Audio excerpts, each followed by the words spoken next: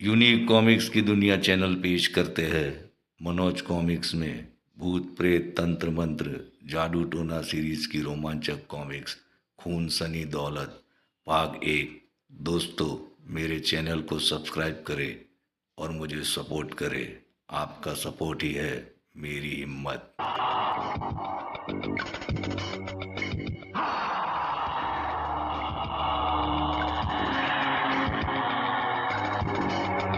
खून सनी दौलत, लेखक अंसार अख्तर, चित्रांकन चंदू कामले, रंग सज्जा संजय विस्पुते, सुलेख उदय भास्कर। जैसे ही प्रताप सिंह ने पहाड़ी का एक खतरनाक मोड़ काटा, आई माय गॉड, उफ। सुधीर, अगर मुझे पता होता कि रास्ता इतना खतरनाक होगा तो मैं कभी बॉबी को कभी साथ न लाती। मुझे भी नहीं पता था। दौलत हासिल करने के लिए खतरे तो उठाने ही पड़ते। क्यों मिस्टर राजन, आपका क्या ख्याल है? दौलत हासिल करना तुम्हारा मकसद होगा, मैं तो सिर्फ चाचा जी के दर्शन करना चाहता हूँ, सिर्फ दर्शन। हा हा हा हा।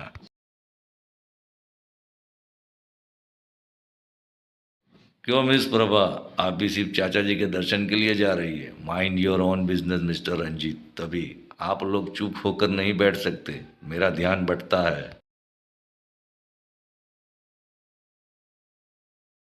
वह पांचों आपस में दूर के रिश्तेदार थे और पहले कभी आपस में नहीं मिले थे। आज उनका एक साथ यात्रा करने का कारण एक रहस्यमय पत्र था जो उन सबको अलग अलग मिला था।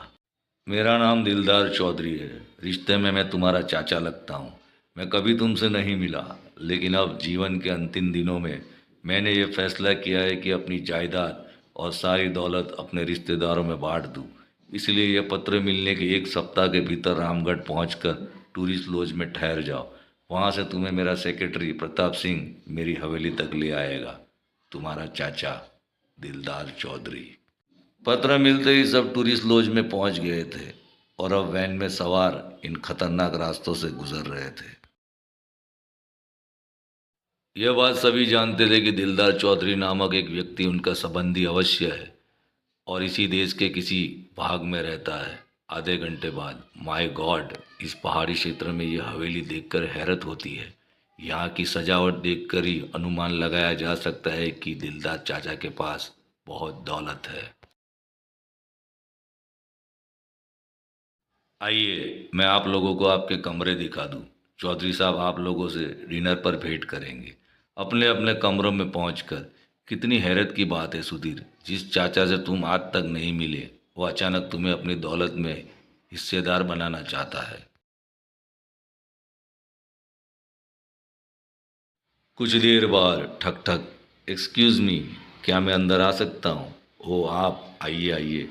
आपका बच्चा बड़ा प्यारा है, क्या नाम है इसका? बॉबी। अच्छा नाम है। भाई दी आप लोगों को यहाँ का आकर कुछ अजीब सा नहीं लग रहा है? नहीं तो आप कहना क्या चाहते? यही कि अगर बुड्ढे को अपनी दौलत ही बांटनी थी तो यहीं से बैठे बैठे भी बांट सकता था। हम लोगों को इस तरह यहाँ बुलाने की क्या ज़रूरत थी? मिस्टर रंजीत, आपको चाचा जी का नाम इज्जत से लेना चाहिए। मुझे तुम्हारी नसीहत की ज़रूरत नहीं है सुधीर। मुझे यहाँ का माहौल कुछ रहस्यमय लग रहा था, इसलिए तुम लोगों को सावधान करने चला आया। अब मैं चलता हूँ। मुझे ये आदमी काफ़ी खतरनाक लगता है, इससे सावधान रहना होगा। रात को डिनर के लिए सब लोग हॉल में एकत्र हुए। मिस्टर प्रताप सिंह या चाचा जी डिनर नहीं लेंगे? मैं खाना लगाने के बाद उन्हें बुलाने जाऊंगा। खाना लगाने के बाद प्रताप सिंह चौधरी साहब को बुलाने के लिए चला गया था, लेकिन 5 मिनट बाद वो अकेला वापस आ गया। चौधरी साहब की तबीयत ठीक नहीं है। डिनर के बाद वे आपसे लाइब्रेरी में मुलाकात करेंगे। ये बुड्ढा तो स्थिति को रहस्यमय बनाने की कोशिश कर रहा है। मुझे यहाँ का वातावरण काफ़ी रहस्यमय लग रहा है। फिर सब डिनर का आनंद लेने लगे। बहुत स्वादिष्ट खाना है। हाँ, क्या ये खाना तुमने बनाया है प्रताप सिंह? जी हाँ। ये बंदा भी बुड्ढे से कम रहस्यमय नहीं है। ड्राइवर भी है, सेक्रेटरी भी है और रसोईया भी। साथ ही सूरत से पूरा भूत लगता है। प्लीज़ चुप होकर खाना खाइए।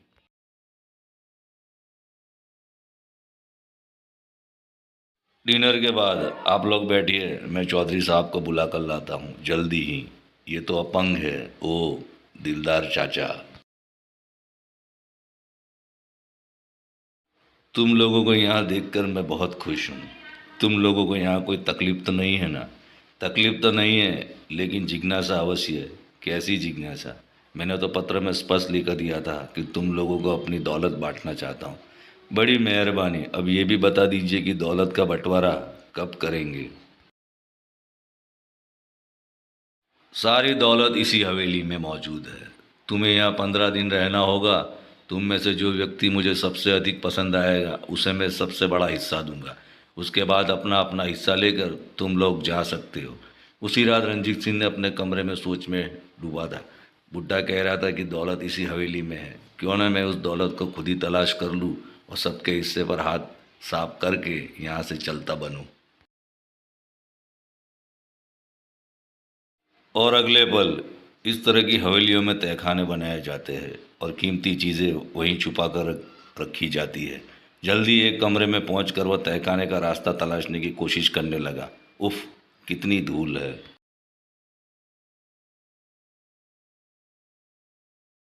कम से कम इस कमरे में तो तहखाने का रास्ता नहीं है। इसी तरह 4-5 कमरे देखने के बाद वह एक स्टोर नुमा कमरे में पहुंचा। यह अलमारी खिसका कर देखता हूँ। जैसे ही उसने अलमारी खिसकाई, ओ दरवाज़ा।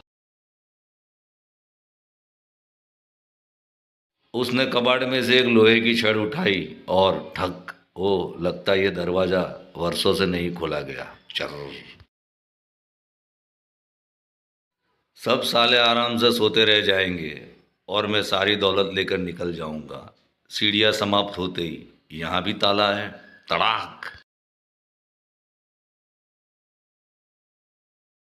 दरवाज़ा खुलते ही भीतर रुकी हवा एक झोंके के रूप में तेजी से बाहर निकली। साईं। ओ, रंजीत को ऐसा लगा था जैसे किसी अदृश्य शक्ति ने उसे जोर से धक्का दिया हो। ओह! इतनी तेज़ हवा कहाँ से आ रही है, जिसकी वजह से दरवाज़ा अपने आप ही बार-बार खुल और बंद हो रहा है। धड़-धड़, धड़-धड़। अचानक उसके भीतर भय की एक ज़बरदस्त लहर उठी और वह वापस भाग खड़ा हुआ। यहाँ तो कोई गड़बड़ है, खजाना भाड़ में जाए। उस हवा के साथ एक अजीब-सी दुर्गंध भी थी और जैसे ही वह सुधीर के कमरे के निकट पहुंचा, कमरे से बाहर आती लता से जा टकराया। दाड़ आई आ। बच्चा हवा में उछलकर जमीन की ओर गिरा। मेरा बच्चा, ये मेरे बच्चे को क्या हो गया? इसकी तो सांस भी नहीं चल रही है। सांस नहीं चल रही? ठीक से देखिए लता जी। अगले पल, सुधीर जल्दी आओ। क्या हुआ लता? सुधीर, बॉबी को कुछ हो गया है। मुझे दो बॉबी को। इसने मुझे टक्कर मारकर बॉबी को गिराया था। यही मेरे बच्चे का कातिल है। ये आप क्या कह रही है? सुधीर ने बच्चे को हिलाया डुलाया। बॉबी बॉबी, मगर बच्चे के शरीर में कोई हरकत नहीं हुई। शोर सुनकर प्रभा और राजन भी अपने कमरों से निकल आए थे। क्या हुआ? लता बहन, रो क्यों रही हो? हमारे बेटे को कुछ हो गया है। इसने गिराया था बॉबी को तभी। अरे ये तो ठीक है। बॉबी, मेरे लाल, क्या हो गया था तुझे? आप बेकार ही घबरा गए थे। गिरने के कारण कुछ देर के लिए सकते में आ गया था और आप समझे कि, लेकिन तुमने लता को टक्कर क्यों मारी? रंजीत ने यह बताना उचित नहीं समझा कि वो अंधाधुंध क्यों भाग रहा था, अतः उसने झूठ बोला। मुझे रात को जॉगिंग करने की आदत है, इसलिए कॉरिडोर में मैं दौड़ लगा रहा था। अचानक लता जी बच्चे को उठाए कमरे से बाहर निकली और मैं उनसे टकरा गया।